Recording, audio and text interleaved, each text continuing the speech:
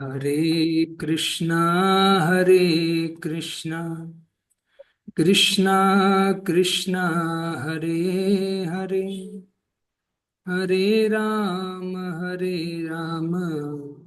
राम राम हरे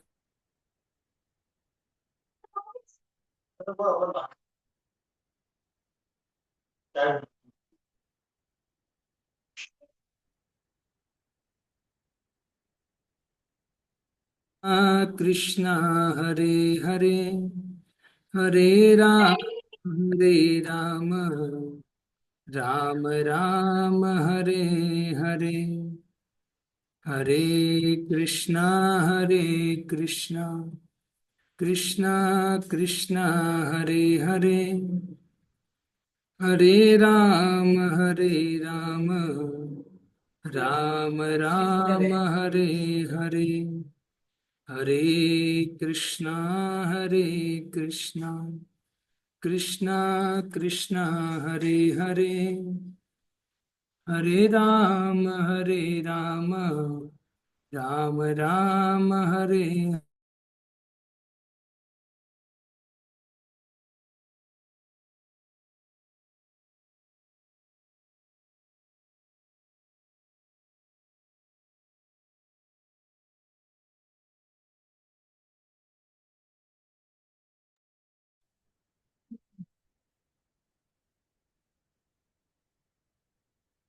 हरे कृष्ण।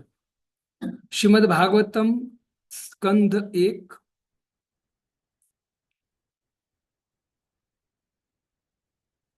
श्रीमद् भागवतम स्कंद एक अध्याय 5। जिस दिन दोबारा शादी कर श्लोक क्रमांक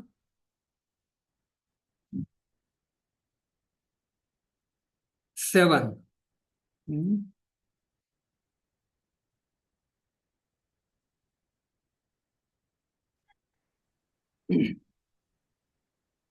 त्वं पर्यटन अर्क इव त्रिलोकी अन्तश्चरो वायुरिवात्मसाक्षी परावरे ब्रह्मणि धर्मतो व्रते स्नातस्य मेन्यूनमलं विचक्ष त्वं पर्यटन अर्क इव त्रिलोकी अन्तश्चरो वायुरिवात्मसाक्षी परावरे ब्रह्मणि धर्मतो व्रते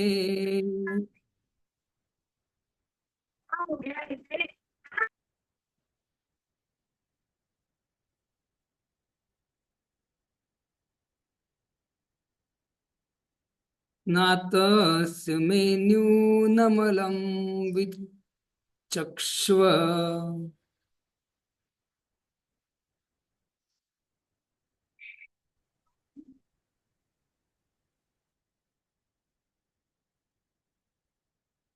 अनुवाद। आप सूर्य के समान तीनों लोकों में विचरण कर सकते हैं और वायु के समान प्रत्येक व्यक्ति के अंदर प्रवेश कर सकते हैं।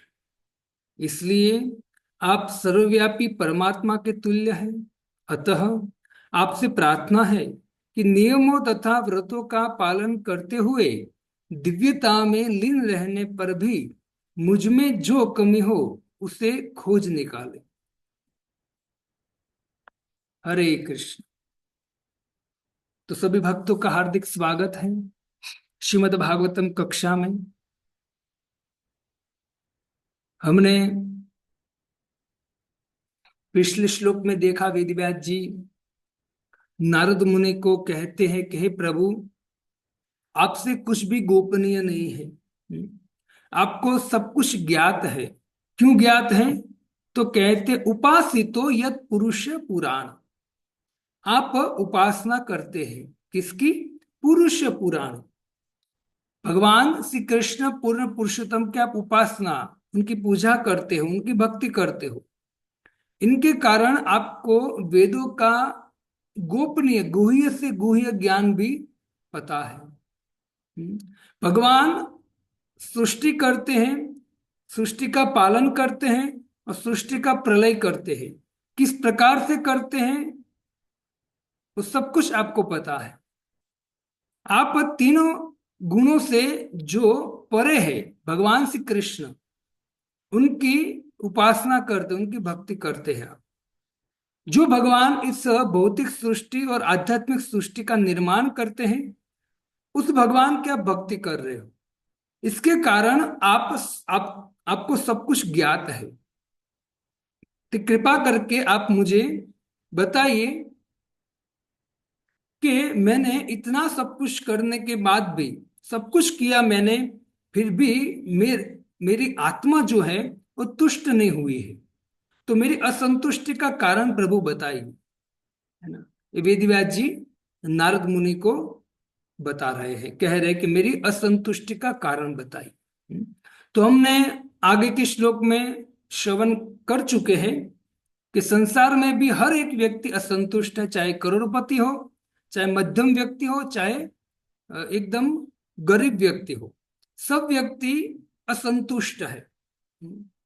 तो असंतुष्टि का कारण क्या है? तो कहते हैं असंतुष्टि का कारण है कि इस भौतिक जगत में हमारा ये मनुष्य जीवन, मतलब ये हर मास का जीवन प्राप्त होना, ये सबसे बड़े असंतुष्टि का कारण है।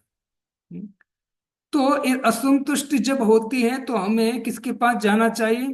तो कहते जो व्यक्ति भगवान के संदेश को अच्छी तरह से श्रवण करके समझ गया है, भगवान को समझ पा रहा है और भगवान के संदेश के अनुसार जीवन व्यतीत करता है, उस व्यक्ति के शरण में जाना चाहिए।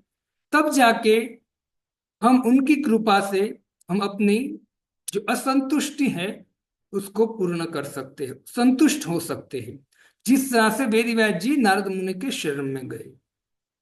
तो फिर नारद मुनि को जब ऐसा संबोधित किया, तो इस श्लोक में जो भी हम श्रवण कर रहे हैं, इस श्लोक में वेदव्यास जी नारद मुनि को कहते हैं कि त्वम पर्यटन अर्क इव त्रिलोकी। जिस प्रकार अर्क मतलब सूर्य, जिस प्रकार सूर्य पर्यटनम विचरण करता है, इव त्रिलोकी, और तीनों लोकों को प्रकाशमान करता है, वैसे है प्रभु, हे नारद मुनि, आप भी त्रिलोक में क्या करते हो? तो बोलते विचरण करते रहते हो, है ना। तीन लोक का अर्थ क्या है? त्रिलोक का अर्थ क्या है? हम कहते हैं कि 14 लोक है, लेकिन इसमें त्रिलोक कहा गया, इसका कारण यह है कि ऊर्ध्वलोक, अधोलोक और मध्यलोक, है ना, इसको बोलते त्रिलोक। वैसे आप 14 लोक की बात करें तो मैंने आपको कहा है कि ब्रह्मलोक से लेकर पाताल लोक तक 14 लोक है, लेकिन शॉर्ट में कहा जाता है त्रिलोक। ऊपर के लोग, नीचे के लोग और बीच बीच बीच वाले लोग जो अभी हम रह रहे हैं। तो कहते कि जिस तरह से सूर्य इन तीनों लोगों को प्रकाशमान करता है, विचरण करता है, उनका प्रकाश फैलाता है, उसी तरह है प्रभु, आप भी सूर्य की तरह तीनों लोकों में पर्यटन करते हो, तीनों लोकों में पर्यटन करते हो। अंतरश्चरो वायु रिवात्म साक्षी। जिस प्रकार से हरेक व्यक्ति का साक्षी वायु है, वायु ऐसी ऐसी कोई जगह नहीं है जहां हवा ना हो, वायु ना हो, तो वैसी इसी तरह से है प्रभु, है नारद मुनि, अंतश्चरो, आप भी समस्त जीवों के अंतर को जानने वाले हो और बाहरी चीज को जानने वाले हो। जिस तरह से वायु, वायु सभी जगह, अंदर भी है बाहर भी है, सभी जगह वायु है, उसी तरह से है प्रभु, आप सबको जानने वाले हो। परावरे ब्रह्मणि धर्म तो व्रते। परावरे मतलब आप कार्य और कारण को जानने वाले हैं। ब्रह्मणि, आप ब्रह्म को जानने वाले हैं। आप धर्म धर्म का परफेक्ट पालन करने वाले हैं।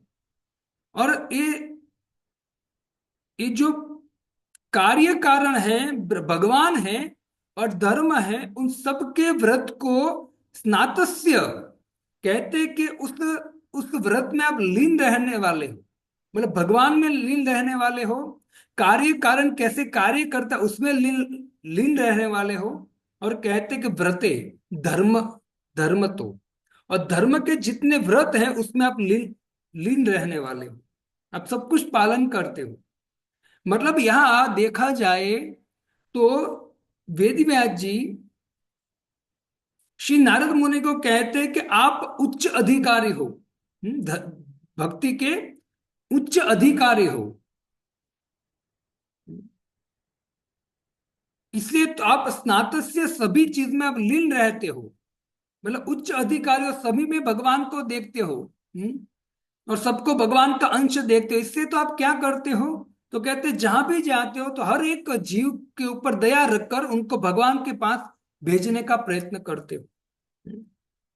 तो मैं न्यूनम बलम विचक्ष, तो वेदव्यास जी कहते हैं कि लीन रहते हो पर भी मुझ में जो कमी है उसे खोज निकालो। अब देखो ये निवेदन कैसे करते वेदव्यास जी कि प्रभु मैं जानता हूं कि आप दिन रात भगवान में लीन रहने वाले हो, भगवान की भक्ति करने वाला, भगवान के अलावा आपको कुछ दिखता नहीं है। और जो बद्ध जीव हैं उनको आप भगवान के पास पहुंचाने के लिए कार्य करते हो, प्रचार करते रहते हो, तो आपकी स्थिति बहुत ऊंची है। तो मुझे पता है प्रभु, है ना। आप श्लोक समझने का प्रयत्न करो, मैं आपको जो सिद्धांत देना चाहता हूं, है ना। अभी इस श्लोक के द्वारा ये वेदव्यास जी समझ रहे हैं ऐसा कि प्रभु परावरे ब्रह्मणि धर्मनो व्रते, आप ब्रह्म में भगवान में लीन रहने वाले हो, दिन रात भगवान का भजन करने वाले हो, और परफेक्ट धर्म के व्रत को पालन करने वाले हो, और क्या कार्य है क्या कारण है सब कुछ जानते हो आप, ये सब सब में आप लीन रहने वाले हो, आप व्रत का पालन करते हो, है ना? मतलब आपकी जो स्थिति है, यहाँ वेदव्यास जी कहते हैं प्रभु आपकी स्थिति है वो बहुत ऊंची है, मतलब उत्तम लेवल की स्थिति है, उत्तम लेवल के भक्त की स्थिति है आपकी। लेकिन फिर भी मैं आपको निवेदन करता हूं कि मैं न्यून मलम, मेरा जो मल है, मेरा जो दोष है, विचक्ष, उसको खोज निकाले। तो देखो ये बात कहना बहुत बड़ी बात है वेदव्यास जी की। क्योंकि वेदव्यास जी को पता है कि जो उत्तम भक्त होता है ना, वो किसी का दोष नहीं दिखता देखता है, किसी में दोष नहीं दिखता है, किसी के दोष नहीं निकलता है, वेदव्यास जी जानते हैं। इसे तो वेदव्यास जी ने आगे संबोधित कर दिया, परावरे ब्रह्मणि धर्म तो व्रते, है ना। आप उच्च अधिकारी है, लेकिन फिर भी मैं आपको हाथ जोड़कर निवेदन करता हूं, क्योंकि मेरे में न्यूनम बलम विचक्ष, मेरे जो दोष है उसको निकालो, आप मुझे दोष दिखाइए मेरा। अगर आप मेरा दोष नहीं निकालोगे, हाँ आप उत्तम अधिकारी हैं, और उत्तम अधिकारी के नाते आप मेरा दोष नहीं निकालोगे, तो मुझे कैसे पता चलेगा कि मैं असंतुष्ट कैसे हूं, क्यों हूं, मेरी आत्मा प्रसन्न क्यों नहीं होती, मुझे कैसे पता चलेगा, है ना।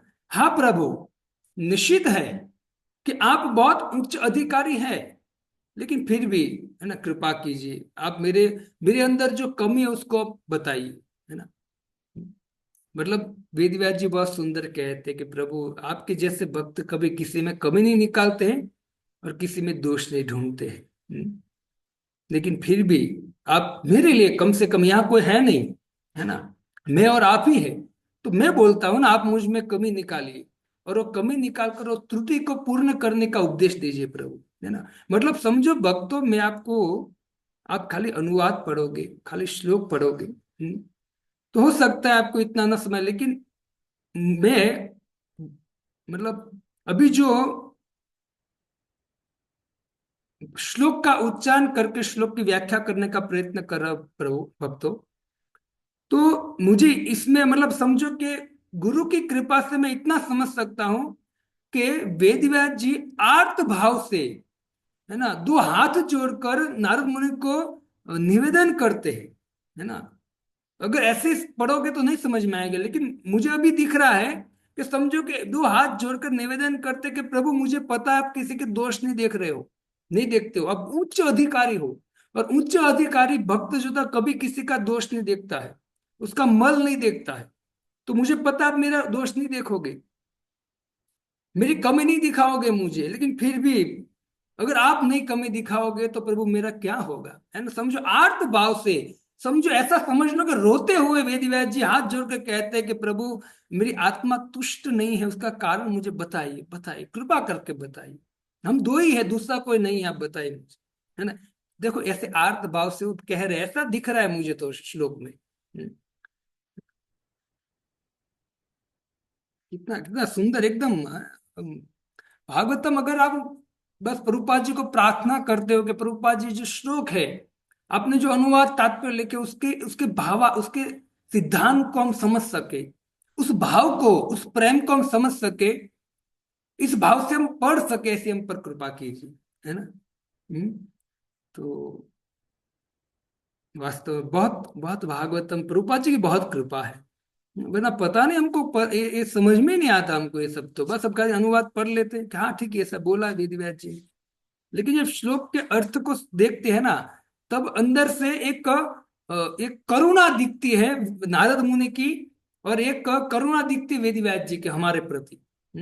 और वेद व्यास जी की नम्रता दिखती है, वेद व्यास जी का आर्त भाव दिखता है, वेद व्यास जी का उच्च भाव दिखता है इस श्लोक में, है ना। अर्थों के इसलिए इससे मैं आपको पहले भी बता चुका हूं कि जब कोई व्यक्ति भागवतम कथा को सुनाने बैठे ना, तो उनको ऐसे वेद व्यास जी के जो श्लोक है, ये संस्कृत के श्लोक है, उनके अर्थ को एज इट इज प्रस्तुत करने का प्रयत्न करना चाहिए। खाली अनुवाद के द्वारा भागवतम नहीं करना चाहिए। श्लोक बोलो और श्लोक के साथ उनका तात्पर्य समझाने का प्रयत्न करो एज इट इज। भले भागवतम का 7 दिन की कथा हो तो भले सब श्लोक नहीं आएगा, लेकिन जो भी हम श्लोक उच्चारण करते हैं श्लोक का पूरे पूरा परफेक्ट उसको अर्थ समझाने का प्रयत्न करो, है ना। क्योंकि इस संस्कृत के शब्दों में ही वास्तव में भगवत प्रेम छुपा है, भगवत भक्ति छुपी है, भगवत कृपा छुपी है। इससे आप देखिए जो बड़े चढ़े भक्त होते हैं ना, वो कहते हैं कि देखो आप भागवतम पढ़ते उसका अनुवाद और तात्पर्य पढ़ते हो ना, बहुत अच्छी बात है, लेकिन साथों साथ आप जो संस्कृत के श्लोक है ना वो भी उच्चारण करते रहो, उसका पाठन करते रहो। क्योंकि वास्तव में संस्कृत के श्लोक है ना, वो साक्षात भगवत स्वरूप है भक्त। तो वो आपको प्रेम देगा, सुख देगा, आनंद देगा, परम गति देगा, भक्ति देगा। तो ये आप भी यदि भागवतम पढ़ रहे हो तो निवेदन है खाली अनुवाद तात्पर्य मत पढ़िएगा, है ना। इसको श्लोक को उच्चारण करने का प्रयत्न करो, भले नहीं आता है संस्कृत तो फिर भी ट्राई करो। और अब किसी से सीखो आप और ट्राई करो, और जब आप ट्राई करोगे सच्चे दिल से और पढ़ते जाओगे भले टूटी फूटी भाषा में भी पढ़ते जाओगे, क्योंकि देखो भक्तों, हम टूटी फूटी भाषा में ही बोल सकेंगे, है ना। लेकिन देखो पिताजी होता है या माँ होती है, वो बच्चा जब टूटी फूटी भाषा में भी कुछ बोलता है तो माँ माँ और बाप बहुत प्रसन्न हो जाते हैं, है ना, पिताजी बहुत प्रसन्न हो जाते हैं। वैसे ही जब हम ये भगवान के सुंदर श्लोकों को, भगवान की स्तुति को हम टूटी फूटी भाषा में भी उच्चारण करेंगे, हमें भूल भी होगी, तोतली भाषा बोलते हैं इसको, तो भगवान हमारे पिता प्रसन्न हो जाएंगे। चलो कोई बात नहीं, वो भले टूटी फूटी भाषा में लेकिन कर तो रहा है ना मेरे गुणगान, है ना, ट्राई तो कर रहा है ना, तो इतना अ, भगवान कृपा करके हमको उठा लेंगे, भगवान है ना, प्रसन्न हो जाएंगे। कम से कम प्रयत्न तो कर रहा है ना। जैसे एक छोटा बच्चा होता है, वो छोटा बच्चा एक ट्राई करता है कि पानी की बाल्टी भरी है, उसको उठाकर ट्राई करता है कि मैं उठाकर मेरी माँ के पास पहुंचा दूं। ये पानी की जरूरत होगी मेरी माँ को, तो उठाने का प्रयत्न कर, लेकिन उठते ही नहीं है, बाल्टी बड़ी है तो बच्चा छोटा है एकदम, लेकिन फिर भी वो ट्राई करता है। लेकिन उठते जब माँ उनके सामने देखते तो माँ हंसती है कि देखो मेरा बेटा मेरी हेल्प करना चाहता है, ये बाल्टी यहाँ लाना चाहता है जिससे मैं कुछ काम कर सकूं, लेकिन उससे उठती नहीं है, लेकिन कम से कम प्रयत्न कर रहा है। तो माँ बड़ी प्रसन्न होकर दौड़ेंगी और बेटे को उठा लेंगी, और साथ में बाल्टी बाल्टी और बेटे दोनों को उठा लेंगी, है ना। क्या देखती है माँ? प्रयत्न देखती है। तो वैसे भगवान भी पिता महस्य जगतो माता धाता पिता, भगवान हमारे पिता है, हमारी माता है। तो जब हमारा प्रयत्न देखेंगे तो भगवान हमको वास्तव में उठा लेंगे, भगवान हम पे कृपा करेंगे। तो भक्त वेदव्यास जी कितने आर्त भाव से, आप समझ सकते होगे जिस तरह से मैंने समझाया थोड़ा, तो समझ पाओगे कितने आर्त भाव से कहते कि प्रभु मुझे पता है, आप किसी के दोष नहीं देखते हो, है ना। किसी की त्रुटि नहीं निकालते, क्योंकि आप उच्च अधिकारी हो, बड़े चढ़े भक्त हो। और बड़े चढ़े भक्त होते हैं, शुद्ध भक्त होते, किसी की त्रुटि कमी नहीं निकालते। लेकिन फिर भी प्रभु, मैं हाथ जोड़कर कहता हूँ कि आप निकालिए मेरी कमी। आप नहीं निकालोगे तो कौन निकालेगा? मुझे कैसे पता चलेगा कि मैं असंतुष्ट क्यों हूं, मेरी आत्मा तुष्ट क्यों नहीं हो रही इतना लिखने के बाद भी, है ना? 17 पुराण, वेद, उपनिषद, महाभारत सब कुछ लिखने के बाद भी मैं तुष्ट नहीं हूं।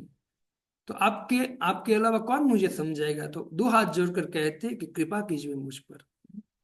तो ये श्लोक का तात्पर्य है, अनुवाद है, समझो, अर्थ है। और अब तात्पर्य में प्रभुपाद जी क्या लिखते हैं, 2 लाइन का है। कहते हैं कि दिव्य अनुभूति, पुण्य कर्म, देव पूजा, दान, दया, अहिंसा तथा कड़े अनुशासनिक नियमों के साथ शास्त्रों का अध्ययन, ये सदैव मनुष्य के सहायक बनते हैं। देखो, बहुत सुंदर बात कहते हैं कि दिव्य अनुभूति, जब व्यक्ति भगवान का जप करता है, भगवान के नाम का उच्चारण करता है, तो धीरे धीरे उसको दिव्य अनुभूति होती लगती है, होती है। जब कोई व्यक्ति ध्यान पूर्वक जप करता है ना? और पुण्य कर्म है, देव पूजा है, कोई दान देता है भगवान की भक्ति में, भगवान के प्रचार में, कोई किसी व्यक्ति पर दया रखता है, अहिंसा करता है तथा कड़े अनुशासनीय नियमों का पालन करता है, यह शास्त्रों का अध्ययन करता है, वो सदैव मनुष्यों के सहायक बनते हैं। याद रखना, ये सहायक बनते हैं। संसार में कोई व्यक्ति ऐसा नहीं है जो हमारी सहाय कर सके, क्योंकि हर एक व्यक्ति असहाय है, और असहाय व्यक्ति कभी भी हमारी सहाय नहीं कर सकता है। और सहाय करने वाला एक ही है, वो है भगवान है। और भगवान ही खुद, ये शास्त्र में कहा गया है कि दिव्य अनुभूति करनी चाहिए, पुण्य कर्म करने चाहिए, है ना? दान करना चाहिए, दया करनी चाहिए, अहिंसा करना चाहिए, है ना? और नियमों का पालन करना चाहिए, शास्त्रों का अध्ययन करना चाहिए। जब ऐसा करेंगे तो ये सब हमारे सहायक बनेंगे। बाकी संसार में कोई ऐसा व्यक्ति नहीं है जो हमारे सहायक बने, कोई व्यक्ति नहीं है ऐसा। इससे भक्तों, मनुष्य जीवन मिला है तो एक कार्य करने चाहिए। दिव्य अनुभूति कैसे होगी, उसको ढूंढना चाहिए, है ना? हरि नाम जप करना चाहिए, श्रवण करना चाहिए, कीर्तन करना चाहिए, है ना? यदि भगवान ने कुछ दिया है तो भगवान की सेवा में, भगवान के प्रचार में दान देना चाहिए, है ना? मक्खी चूस नहीं बनना चाहिए। हम्म, हम्म। दया करनी चाहिए दूसरे जीव पर, कि चलो मुझे भक्ति मिल गई है तो दूसरों को भी भक्ति देनी चाहिए, है ना? इसके कारण क्या करना चाहिए? प्रयत्न कर, प्रचार करने का प्रयत्न करना चाहिए, प्रचार जो कर रहा है उसको हेल्प करने का प्रयत्न करना चाहिए। जब ये सब कुछ करते रहेंगे ना हम, तो कहते हैं कि ये हमको निश्चित सहाय करेंगे, आध्यात्मिक जगत में ऊपर उठने के लिए सहाय करेंगे। और जब तक इस भौतिक जगत में हम जी रहे हैं, तब तक भी ये लोग हमको सहाय करेंगे, जो शास्त्र में कहा गया है। ये सब कुछ अनुभूति है, पुण्य कर्म है, दान, दया, देव पूजा, अहिंसा, और शास्त्रों का कड़े रूप से पालन करना, नियमों का, ये सब।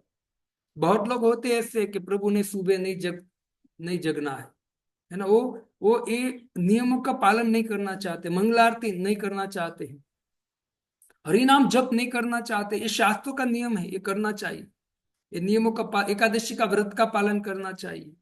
हम्म ये सब नियम है, भले थोड़े कड़े लगे, लेकिन अगर ये नियमों का पालन करेंगे ना, तो हमारी दोनों जीवन में सहायक बनेंगे। भौतिक जीवन जी रहे उसमें भी सहायक बनेंगे, और आध्यात्मिक जीवन में भी हमको ऊपर उठाएंगे। इससे कहते हैं कि हर व्यक्ति को ये शास्त्रों के नियमों का कड़े से पालन करना चाहिए। भले हमको थोड़ा कष्ट मिल सकता है उसमें, ये नियमों का पालन करने में, लेकिन याद रखना, जो हम भगवान शास्त्रों के और भगवान के लिए जो नियमों का पालन करते हैं, भले हमको कठोर लगे, लेकिन वास्तव में आगे जाके वही हमको अमृत के समान लगेगा। लेकिन जो व्यक्ति अभी सोता रहता है, भोग करता रहता है ना, वो याद रखना, अभी भले उसको भोग में अच्छा लग रहा हो, आनंद की अनुभूति उनको होती हो, लेकिन आगे जाके वही उनके उनके लिए विष के समान बन जाएगा। इससे हमको एक कड़े नियमों का पालन करना चाहिए, दिव्य अनुभूति हो ऐसा प्रयत्न करना चाहिए, भक्तों के संग में रहना चाहिए, श्रीमद् भागवतम का पठन कीर्तन करना चाहिए, और भक्तों के संग में रहकर उनकी आज्ञा के अनुसार भक्ति प्रचार सेवा करनी चाहिए। ये प्रभुपाद जी दो लाइन लिखते हैं भक्तों, लेकिन यदि प्रभुपाद जी को प्रार्थना कर कर भागवतम पढ़ोगे ना, आप प्रभुपाद जी को हृदय से प्रार्थना कर कर भागवतम पढ़ोगे कि हे प्रभुपाद जी, आपने अर्थ अनुवाद और तात्पर्य दिए हैं और श्लोक जो संस्कृत के हैं वो सब मुझे उसका सिद्धांत उसका अर्थ मुझे समझ में आए, ऐसी मुझ पर कृपा करो। ऐसे आर्त भाव से प्रभुपाद जी को प्रार्थना करने के बाद पढ़ते हैं सुनते हैं ना, तो निश्चित है कि भले हम में इतना शक्ति नहीं है, लेकिन प्रभुपाद जी की कृपा से ये सब कुछ हम धीरे धीरे शब्दों का अर्थ समझने लगेंगे। इसे भागवत में ऐसे श्रवण करना चाहिए। इसे प्रभुपाद जी की बहुत बड़ी कृपा है भक्त, है ना। इसी भक्ति वेदांत स्वामी शिल प्रभुपाद की जय। जय। आइए 8वें श्लोक में प्रवेश करते हैं। श्री नारद उवाच, अब नारद मुनि बोल रहे हैं। भवतानुदीत प्रायम यशो भगवतो मलम एने वासो न तुष्येत मन्ने तदर्शनम खिलम। अब नारद मुनि कहते, अब नारद मुनि तुरंत कोई समय नहीं ले रहे, नारद मुनि डायरेक्ट पॉइंट पर पहुंच रहे, डायरेक्ट मूल में उनको मूल की बात बता रहे नारद मुनि, कोई घुमा फिरा कर बात नहीं कह रहे। देखिए नारद मुनि कहते कि श्री नारद ने कहा, वास्तव में तुमने श्री भगवान की अलौकिक तथा निर्मल महिमा का प्रसार नहीं किया है। डायरेक्ट बोल दिया सीधा मूल में, घुमा फिरा कर बात नहीं है। आप दुखी हो, आप चिंता में हो, संसार में आपको शांति नहीं मिल रही है, एक काम करो, क्या भवतानुदीत प्रायम यशो भगवतो मलम, आप भगवान की भक्ति करना चालू कर दो, आपके समस्त दोष मल, आप मल से मुक्त हो जाओगे डायरेक्ट, है ना। तो हमको भी ऐसा ही करना चाहिए, मूल में जाना चाहिए। कोई व्यक्ति कहे प्रभु मुझे दुख है चिंता है मैं क्या करूं, तो तुरंत बोलना चाहिए, प्रभुपाद जी कह के गए हैं, उनको कहना चाहिए chant Hare Krishna and be happy, भगवान का नाम जपो प्रसन्न हो जाओगे आप, है ना। तो नारद मुनि यहाँ यही कह रहे हैं, दूसरा कोई आजू बाजू की बात नहीं कह रहे। भगवातनु भगवतानुदित प्रायम यशो भगवतो अमलम, यशो यश गाइए, किसका, भगवतो, भगवान की यश गाइए, तो आपके मल है वो क्या हो जाएंगे, नष्ट हो जाएंगे, है ना। हमारे जो करोड़ों जन्म के पाप है नष्ट हो जाएंगे ना, हमारे अनर्थ है नष्ट हो जाएंगे। क्या करना है, यशो भगवतो, भगवान के यश को गाना पड़ेगा। नारद मुनि ने सीधा बोला कि हे वेदव्यास जी, आपके दुख चिंता का कारण, आपकी अतृप्ति का कारण, आपकी आत्मा की तुष्टि नहीं हो रही, उसका कारण क्या है, तो कहते कि यशो भगवतो, आपने भगवान के यश नहीं गाए, बाकी अनेक चीज आपने लिखी है, लेकिन भगवान के यश न गाने के कारण हे वेदव्यास जी आप, है ना, तुष्ट नहीं है। और आप नहीं, जो जो व्यक्ति संसार में या पूरे ब्रह्मांड में भ्रमण कर रहा है, जो भी जीव है, चाहे देवता हो, चाहे किन्नर हो, चाहे गंधर्व हो, चाहे मनुष्य हो, कोई भी व्यक्ति हो, जब तक भगवान की छत्र छाया के नीचे नहीं आएगा तब तक व्यक्ति सुखी नहीं हो पाएगा। ये सीधी बात है। इससे प्रभुपाद जी कहते कि हम नारद मुनि की परंपरा में है ना, नारद मुनि की परंपरा में है, नारद मुनि जो बोले हैं वही हम लोगों को कहते, सीधा डायरेक्ट पॉइंट कहते कि आप सुखी होना चाहते हो और मरने के बाद जो जन्म मिलेगा उसमें भी आप सुखी रहना चाहते हो आगे भी, तो आप भगवान का भजन कीजिए, है ना। दूसरा कुछ नहीं है। ये माया बारंबार आपको मतलब गलत कार्य में लगाना प्रयत्न करेंगे, ये मन जो है दुष्ट वो भी गलत कार्य में लगाने का प्रयत्न करेगा, लेकिन आप क्या करो, दृढ़ होकर भगवान की भक्ति में लगे रहो, माया भी दूर हो जाएगी, मन भी शांत हो जाएगा, मन भी भगवान की सेवा में लग जाएगा, है ना। ये प्रभुपाद जी बोलते हैं हम नारद मुनि की परंपरा में हैं। तो देखो भक्तों, इतने श्लोक हमने श्रवण किए, वेदव्यास जी आर्त भाव से, है ना, मतलब समझो रो रो के कह रहे हैं नारद मुनि से कि मेरी मेरी असंतुष्ट का कारण बताए, क्यों ऐसा हो रहा है, क्यों ऐसा हो रहा है। नारद मुनि ने पहले श्लोक में तुरंत फटकारा वेदव्यास जी को कि इसका कारण एक ही है, क्योंकि आपने भगवान की अलौकिक निर्मल महिमा लीला को आपने लिखा नहीं है। येने वासो न तुष्येत, इसलिए आप असंतुष्ट है, तुष्ट नहीं है आप। मन्ने तदर्शनम खिलम, और कहते हैं कि मैं सोचता हूं उस दर्शन को आप लिखिए, है ना। है ना, क्योंकि ये जो तुष्यन मन्ने तदर्शनम, मतलब जो दर्शन शास्त्र आपने जो लिखे, दर्शन मतलब शास्त्र जो आपने लिखे हैं, 17 पुराण उपनिषद वेद जो भी लिखा है ना, उसमें आपने कर्म कांड लिखा है, ज्ञान कांड लिखा है, योग लिखा है, अनेक चीज लिखी है, लेकिन ये सब कुछ ये इंद्रियों को तुष्ट कर सकता है, लेकिन वास्तव में दिव्य आनंद प्रदान नहीं कर सकता है। ये अपने इंद्रियों भोग के लिए मतलब तुष्टि हो मिल जाती है, लेकिन उनको वेदव्यास जी कहते हैं कि दिव्य इंद्रिय बनानी है आपको, तो क्या करना पड़ेगा, तो कहते हैं कि यशो भगवत। और जब तक जीव की इंद्रिया दिव्य नहीं होगी, तब तक जीव संतुष्ट नहीं हो पाएगा। इससे हर हर इंद्रियों को भगवान की सेवा में लगाना पड़ेगा, और इस हिसाब से आपको भगवान की लीलाओं को लिखना पड़ेगा, जिससे जीव सुने, पढ़े और भगवान की सेवा में लगे। पहले श्लोक में नारद मुनि ने कह दी कि वेदव्यास जी भगवान को ग्रहण करो आप। तात्पर्य में प्रभुपाद जी कहते हैं, परमात्मा के साथ व्यक्तिगत जीव का वैधानिक संबंध उस शाश्वत स्वामी के नित्य दास होने का है। जीव का संबंध क्या है, भगवान के हम दास है, याद रखना, ये संबंध है हमारा। हम सदा के लिए दास है, कभी स्वामी बनने का प्रयत्न मत करना, वरना मुंह के बल गिरोगे। वो निश्चित है, स्वामी नहीं बनना चाहिए, हमको दास बनना चाहिए। इसे जब भी दीक्षा होती है तो गुरु क्या देता है, नाम देता है ना, और नाम के पीछे क्या लगाता है, विजय हरि दास। आप क्या हो, भगवान के दास हो। या कोई दासी, है ना, मतलब माता होती तो उसके पीछे देवी दासी लगाते कि आप दासी हो, भगवान की दासी। तो हम सब भगवान के दास। भगवान ने जीवों के रूप में अपना विस्तार इसलिए किया है कि उन्हें उनसे प्रेम पूर्ण सेवा प्राप्त हो सके, और इससे भगवान तथा जीव दोनों को संतुष्ट प्राप्त हो सके। देखो, आपको संतुष्टि चाहिए तो भगवान की सेवा करो। तो जब जीव भगवान की सेवा करता है तो जीव बड़ा प्रसन्न रहता है, सुखी रहता है। और जब जीव भगवान की सेवा में लगता है तो भगवान भी प्रसन्न होते हैं कि नहीं, ये मूल जगह पर आ गया है ना, तो भगवान भी प्रसन्न। तो आप सेवा करोगे भगवान की तो भगवान प्रसन्न हो जाएंगे, और भगवान की आप सेवा करोगे तो भगवान की कृपा से आप भी प्रसन्न हो जाओगे। वो दोनों पूरक है, तो हमको सेवा करनी चाहिए, तभी हमारी प्रसन्नता होगी।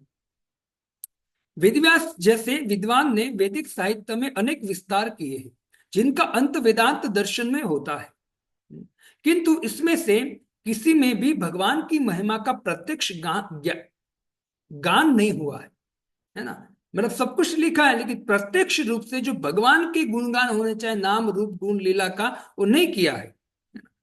इससे शुष्क दार्शनिक चिंतन ब्रह्म जैसे दिव्य विषय में संबंधित होकर भी भगवान की महिमा के प्रत्यक्ष गुणगान के बिना तनिक भी आकर्षित नहीं होता है। ये जो भी है शास्त्र, वो भगवान के गुणगान गुणगान के बगैर ये संतुष्टि भी नहीं मिलेंगी, और आकर्षण आकर्षण भी हमको प्राप्त नहीं होगा। इसे कहते निराकार ब्रह्म या अंतर्यामी परमात्मा के रूप में परम की अनुभूति उतना दिव्य आनंद प्रदान करने वाली नहीं होती, जितने की उनकी महिमा का साक्षात अनुभूति होती है। जब कोई व्यक्ति भगवान के निराकार पासे को, ब्रह्म पासे को उपासना करता है, उनको इतनी अनुभूति आनंद नहीं मिलता है, जितना आनंद उनको साक्षात भगवान की सेवा में, भगवान की भक्ति में, भगवान के नाम रूप गुण लीला को ग्रहण करने से मिलती है। जैसे हर एक व्यक्ति को डायरेक्ट भगवान की सेवा करनी चाहिए। ब्रह्म इति परमात्मा इति भगवान इति शब्द थे। ब्रह्म और परमात्मा भगवान के अधूरे अंश है ना, वो पूर्ण नहीं है। तो पूर्ण क्या है, साक्षात तू भगवान एवं, भगवान की भक्ति करेंगे तो व्यक्ति को पूर्ण अनुभव की, अनुभूति की, संतुष्टि की प्राप्ति होगी। तो ये तात्पर्य में प्रभुपाद जी कहते हैं। वेदांत दर्शन के संकलन करता स्वयं व्यासदेव है, किंतु इसके रचयिता होते हुए भी वे विचलित हैं। अतः उन वेदांत के पाठक तथा श्रोता उनसे कौन सा दिव्य आनंद प्राप्त कर सकेंगे, इसकी प्रत्यक्ष व्याख्या व्यासदेव ने की ही नहीं। यहीं पर आवश्यकता प्रतीत हुई कि रचना रचनाकार वेदांत सूत्र की व्याख्या श्रीमद् भागवतम के रूप में करे। मतलब यहाँ प्रभुपाद जी कहते कि विचार कीजिए आप, जिसने इतना सब कुछ लिखा है, 17 पुराण है ना, वामन पुराण, ब्रह्म पुराण, ब्रह्मांड पुराण, मत्स्य पुराण, अग्नि पुराण, नरसिंह पुराण, शिव पुराण, ब्रह्म विवद पुराण, वायु पुराण, वराह पुराण, फिर नारद पुराण, ब्रह्मांड पुराण, स्कंद पुराण, पद्म पुराण, ये सब कुछ लिखा है। ये सब कुछ लिखने के बाद भी वेद व्यास जी खुद संतुष्ट नहीं है। तो कहते हैं कि जो व्यक्ति इसको पढ़ेगा सुनेगा वो कहाँ का संतुष्ट होने वाला है, खुद वेद व्यास जी संतुष्ट नहीं है। लेकिन आगे जब श्रीमद् भागवतम मतलब वेदांत सूत्र की व्याख्या, वेदांत सूत्र का भी सार जब श्रीमद् भागवतम वेद व्यास जी लिखेंगे तो वेद व्यास जी परम संतुष्ट हो जाएंगे। और प्रभुपाद जी कहना चाहते हैं कि वही श्रीमद् भागवतम को कोई भी जीव पढ़ेगा सुनेगा तो जीव भी परम संतुष्टि को, परम आनंद को प्राप्त हो जाएगा। ये तात्पर्य का सार है। तो आगे और नारद मुनि वेदव्यास जी को बहुत कुछ कहेंगे, बहुत सुंदर सुंदर उद्गार कहेंगे, तो हम श्रवण करेंगे। बहुत आनंद आता है, मुझे तो आता है ना, पढ़ने में, सुनने, व्याख्या करने में। आपको आता होगा, आपको भी आता ही होगा, ध्यानपूर्वक अगर श्रवण कर रहे होगे तो यही आनंद को प्राप्त करते करते हमारा शरीर छूट जाए। ऐसी आशा करते भगवान से कि प्रभु कभी हमसे भागवतम न छूटे, आपके गुणगान कभी ना छूटे, कुछ भी हो जाए आपके नाम जप करते रहे ध्यानपूर्वक, आपके ध्यानपूर्वक आपकी श्रीमद् भागवतम की कथा को श्रवण कीर्तन करते रहे, और ऐसे हमारा जीवन व्यतीत हो। ऐसी प्रार्थना के साथ हम भगवान को नमन करते हैं और मेरी वाणी को यही मैं विराम देता हूं। कल हम वापस मिलेंगे और 9वें श्लोक को उच्चारण करके उनकी व्याख्या प्रभुपाद जी के तात्पर्य के अनुसार करने का प्रयत्न करेंगे। ठीक है। हरे कृष्णा कृष्णा कृष्णा हरे हरे, कृष्ण कृष्ण हरे हरे हरे, राम हरे हरे राम हरे राम, हरे। राम राम हरे हरे। इसी भक्ति वेदांत स्वामी शिल प्रभुपाद की जय। जय। गौर हरि प्रेमानंदे।